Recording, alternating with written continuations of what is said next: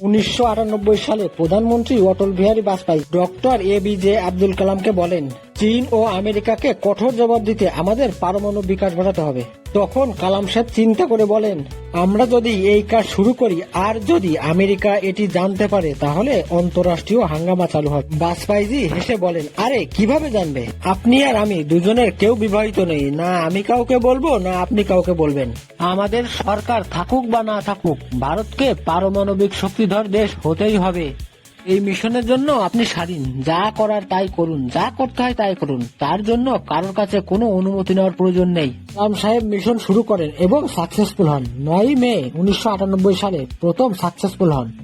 11 মে যখন আমেরিকার স্যাটেলাইট ভারতের উপর দিয়ে যাচ্ছিল তখনই পরমাণু পরীক্ষা চালানো হয়। কিছুক্ষণের মধ্যেই 35 বিঘা জমি ধোঁয়াতে নিমজ্জিত হয়ে যায়। তখনই কালাম সাহেব আবহাওয়া অধিদপ্তরে ফোন করেন এবং বলে দেন, এখনই প্রচার করুন যে রাজস্থানে ভয়াবহ তুফান এসেছে, কেউ যেন ঘরের বাইরে না যান। তখন নাসার বিজ্ঞানী বলেন, শুধু রাজস্থানে এত ধোঁয়া কেন?